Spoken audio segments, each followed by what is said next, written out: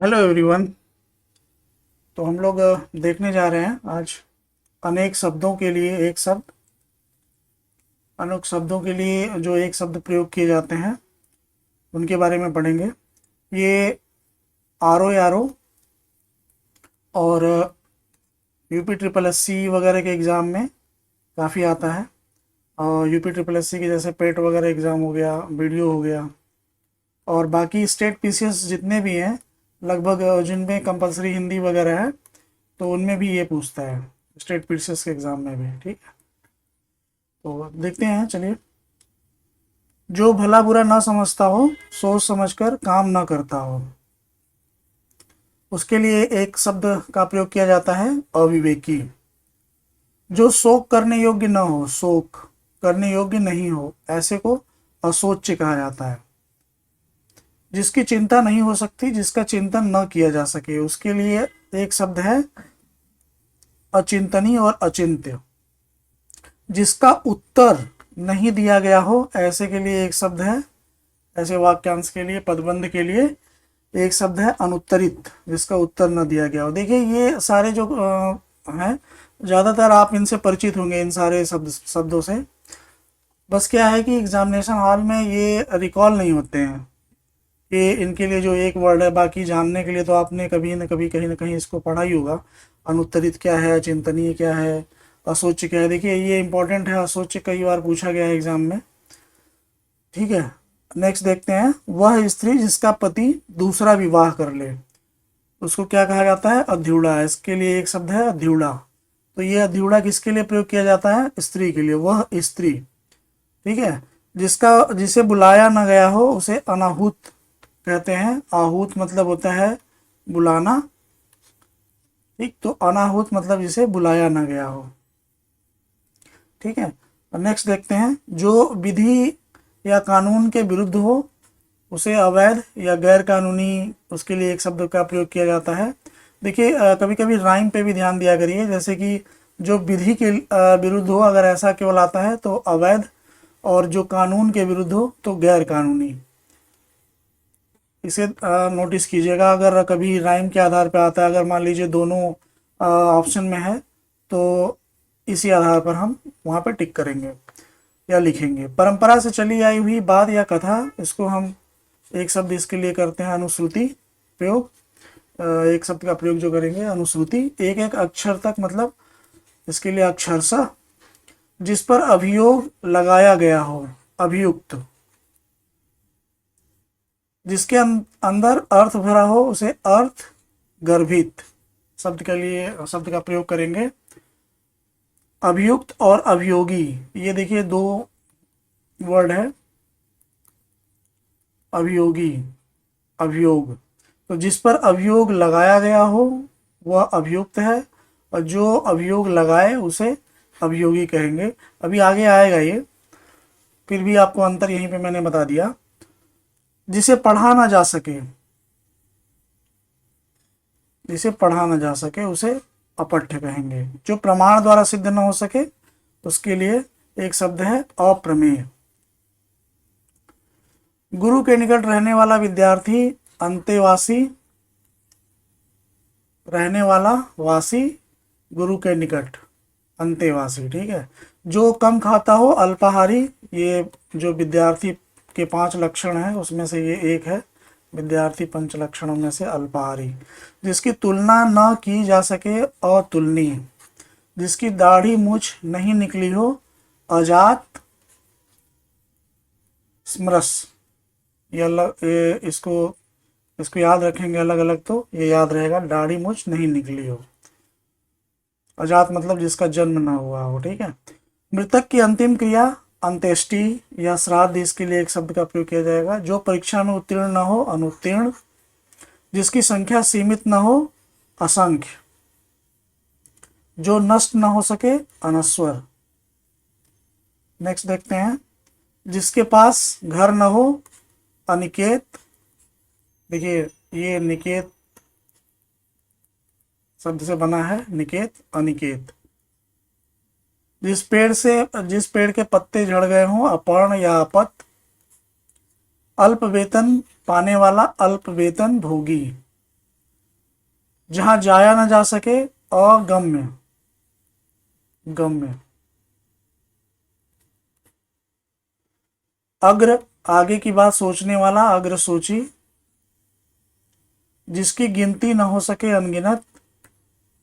जिस जमीन में उत्पन्न करने की शक्ति नहीं है, देखिए इसके लिए कौन कौन सा वर्ड यूज किया जाता है, अनुर्वरा, ऊसर और बंजर। जिस जमीन में उत्पन्न करने की शक्ति नहीं है, उस जमीन को ये बोला जाएगा अनुर्वरा, ऊसर और बंजर। ठीक है, नेक्स्ट देखते हैं। जो शुद्ध ना हो, उसके लिए एक वर्ड है अशुद्ध। अध्ययन प्राप्त कराने वाला, अध्यापक। जिसका दूसरा उपाय नहीं है, ये मैंने 2 बार टाइप कर दिया है, अनन्य उपाय, अनन्य उपाय। अनन्य, दरअसल अनन्य का मतलब होता है यूनिक। ठीक है, तो इसका मतलब कि जो जिसका कोई और दूसरा विकल्प नहीं है, अनन्य उपाय तो वही है जिसका दूसरा उपाय नहीं है। जिसका अनुभव किया गया है, अनुभूत। वर्तनी पे ध्यान दीजिएगा, देखिए कई आरओ वगैरह के एग्जाम में वर्तनी से सभी संबंधित भी क्वेश्चन आते हैं। तो जैसे अनुभूत है, तो ये इसको कई तरह से लिखा जा सकता है, अनुभूत, अनुभूत। तो इस तरह से करके अगर वर्तनी से संबंधित भी अगर क्वेश्चन देता है, तो यहाँ पे भी आप नोटिस कर लीजिएगा इसको। मैं ज़्यादातर पूरी कोशिश किया हूँ कि कोई वर्तनी संबंधी कोई गलतियाँ ना हुई हों इसमें। तो जिसका अनुभव ना किया गया हो, अनुभूत। बिना हल जोते उगने वाली फसल, ऐसी फसल को क्या बोलते हैं, अकृष्ट पच्चा, अकृष्ट पच्चा। बिना हल जोते जो उगने वाली फसल होती है।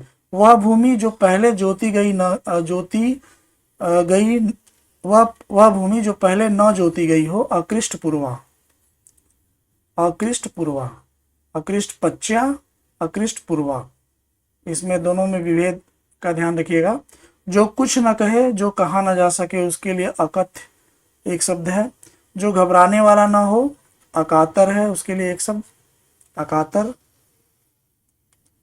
जो जोता बोया गया, जो जोता बोया न गया हो, अकृष्ट। देखिए अभी आपने पढ़ा अकृष्ट पूर्वा, अकृष्ट पच्चा। तो जो जोता बोया न गया हो, अकृष्ट। जो पहले बिना हल जोते उगने वाली फसल, अकृष्ट पच्चा। वह भूमि जो पहले न जोती गई हो, अकृष्ट पूर्वा। और यहाँ क्या है, अकृष्ट और अकृषित, ये 2 शब्द का इस्तेमाल किया गया है। जो जोता बोया ना गया हो, इन दोनों का अंतर समझिएगा, अकृष्ट और अकृषित, अकृष्ट पूर्वा और अकृष्ट पच्चा का। ये इंपॉर्टेंट है काफ़ी, तीनों के तीनों। इसलिए मैं तीनों को एक साथ बता रहा हूँ क्योंकि कई बार कंफ्यूज हो जाते हैं लोग। वह सेना जिसमें बहुत से हाथी, घोड़े, रथ और पैदल सिपाही हो, इसके लिए एक शब्द है उस सेना के लिए, अक्षौहिणी। और ये वेरी वेरी इंपॉर्टेंट है, कई बार एग्जाम में आया हुआ है क्वेश्चन। ठीक है, नेक्स्ट देखिए। जो तर्क से सिद्ध ना हो, अतर्क। अत्यंत सूक्ष्म या छोटा होने की शक्ति प्राप्त होना, इसको अणिमा कहा जाता है।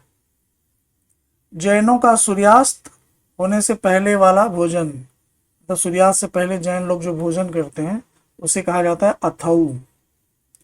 पश्चिम दिशा, पश्चिम दिशा जहां सूर्य अस्त होता है, उसके लिए एक शब्द है अथमना। वह जिसने किसी से ऋण लिया हो, तो वह व्यक्ति जिसने किसी से ऋण लिया हो, उसके लिए अधमड़, उस व्यक्ति के लिए हम अधमड़।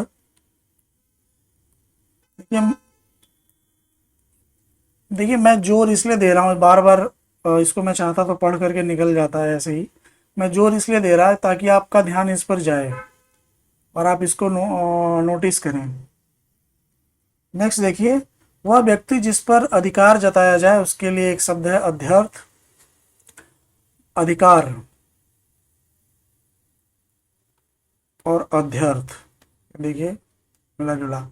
पीछे पीछे चलने वाला, ये देखिए अनुगामी है, कई बार पूछा हुआ है, बहुत ही इंपॉर्टेंट क्वेश्चन है, कई बार पूछता है, ये कई बार पूछ चुका है मतलब। पीछे पीछे चलने वाला, अनुगामी बोलते हैं उसको, चलने वाले को। जो अपनी बात से टले नहीं उसके लिए अटल, जो कुछ नहीं जानता हो अज्ञ, ज्ञ मतलब ज्ञानी, अज्ञानी, ठीक, अज्ञानी, जो कुछ नहीं जानता हो। जिसकी कीमत कम हो अनर्घ्य, जो वश में न हुआ हो अनायत, ऐसी प्रशंसा जिससे निंदा का भाव निकले अपस्तुति। कभी कभी कई लोग आपके दोस्त यार जो भी होंगे वो आपकी ऐसी प्रशंसा करते होंगे जिससे आपको जिससे आपकी निंदा लगती होगी, ये मेरा मजाक उड़ा रहा है, तो ऐसे को अपस्तुति। देखिए स्तुति सही बना हुआ है, अपस्तुति। तो जिस ऐसी प्रशंसा जिससे निंदा का भाव निकले, जिसे मारना उचित न हो, जिसे कोई मार ना सके, अबध्य। जैसे कि गाय वगैरह के लिए हम लोग ज़्यादातर प्रयोग करते हैं, इसे मारना उचित न हो, अबध्य। ठीक है, नेक्स्ट देखते हैं। वह बात या भाव जिसे प्रकट करने की इच्छा हो, अभिप्रेत, प्रकट करने की इच्छा, इंपॉर्टेंट है ये, नोट कर लीजिएगा। अभिप्रेत, बात या भाव जिसे प्रकट करने की इच्छा हो। निष्फल न होने वाला, अमोघ। जैसे हम लोग इस्तेमाल करते हैं, ऐसे वर्ड यूज करते हैं, अमोघ बाण, मतलब ऐसा बाण जो कि अपने निशाने से ना चूके, तो उसे अमोघ बाण कहा जाता है, अमोघ। तो निष्फल ना होने वाला, वो निष्फल नहीं होगा, उसे अमोघ कहा जाएगा। किसी के गुण को भी अवगुण समझना, असूया, ये गुण को अवगुण समझाता है। सबसे आगे रहने वाला अग्रणी, जिसको जीता ना जा सके अजय। इन सारे शब्दों से आप परिचित होंगे भली भांति, अच्छे तरीके से, बहुत बढ़िया से सुना होगा। बस ये है कि एग्जाम में रिकॉल हो जाए, बस जैसे ही आप क्वेश्चन देखें और क्वेश्चन देखते ही आपके दिमाग में आंसर आ जाता है, और वही आंसर अगर आपको ऑप्शन में दिख जाए तो बस टिक कर दीजिए। लेकिन कभी कभी जो रिकॉल नहीं होता है वहीं पे कन्फ्यूजन शुरू हो जाता है। ठीक है, जिसके बारे में कोई निश्चय न हो उसे अनिश्चित, जो अपने स्थान या स्थिति से अलग न किया जा सके, जो कभी च्युत न हुआ हो उसे अच्युत कहा जाता है। नेक्स्ट देखिए, जिसका निवारण न किया जा सके, जिसे करना आवश्यक हो, इसके लिए क्या है, अनिवार्य, निवार्य। जो अनुग्रह कृपा से युक्त हो उसके लिए अनुग्रह कृपा से युक्त, अनुग्रहित। देखिए मैं बार बार आपको कह रहा हूं कि आप वर्तनी पर ध्यान दीजिएगा, क्योंकि वर्तनी से संबंधित जैसे तत्सम तद्भव में भी ये आ जाएगा। ठीक है, तत्सम तद्भव में, और जैसे कि कोई सेंटेंस में भी देता है कि अगर सेंटेंस में कोई गलती है तो वर्तनी संबंधी या अर्थ से संबंधित, या कई बार कर्ता कर्म के प्रयोग, इन सब के प्रयोग से भी होता है उसमें गलतियाँ। तो एक वर्तनी से संबंधित है, जैसे अनुग्रहित यहाँ पे दिया हुआ है, तो इसी को बार बार ऐसे बोलेगा, अनुग्रहित ऐसे दे देगा, या अनुग्रहित ऐसे करके दे देगा। तो आप इन चीज़ों को ध्यान रखिएगा, खासकर वर्तनी, अनुग्रहित। मैं पूरी कोशिश किया हूँ कि जितने भी वर्ड मैं यहाँ लिख रहा हूँ तो उसमें किसी भी तरह से कोई वर्तनी संबंधित गलती ना हो। फिर भी आप इसको न केवल वाक्य से संबंधित इसको देखिए, और वर्तनी वगैरह भी इसका नोटिस कीजिएगा। नेक्स्ट देखिए, जो सबके मन की बात जानता हो, अंतर्यामी। जो धन को व्यर्थ खर्च करता हो, अपव्ययी, व्ययी, अपव्ययी। जो किसी पर अभियोग लगाए, अभियोगी। अभी हम लोग शुरुआत में देख रहे थे अभियुक्त और अभियोगी। तो देखिए इसमें क्या है कि जो अभियोग लगाता है वो अभियोगी है, जिस पर अभियोग लगाया जाए उसे अभियुक्त कहा जाएगा। ठीक है, तो इन दोनों में अंतर का भी ध्यान रखिएगा कि अभियोगी और अभियुक्त किसे किसे कहा जाता है। ये एग्जाम में आया हुआ है, ये भी इम्पोर्टेंट है। मैं ज़्यादातर सारे जितने भी सेंटेंसेस को इंक्लूड किया हूँ उसमें ज़्यादातर आज पहले से आ चुके हैं या इम्पोर्टेंट हैं, तो इसको आप स्किप नहीं कर सकते हैं। जो कम जानता हो, अल्पज्ञ। देखिए ज्ञ मैंने बताया ज्ञानी, अल्प मतलब कम, मतलब जो कम जानता हो। तो इस तरह से 64 हम लोगों ने देख लिया। ऐसे ही 600-700 हैं करीब। ये 5-6 वीडियो में हो जाएंगे, 15-15, 20-20 मिनट के वीडियोज़ में, जैसे आप देख सकते हैं। और जल्दी जल्दी ख़त्म भी हो जाएगा और कई सारे एग्ज़ाम में भी काम आएगा। ठीक है, तो ठीक है, फिर चलते हैं, मिलते हैं आपसे नेक्स्ट वीडियो में। Thank you.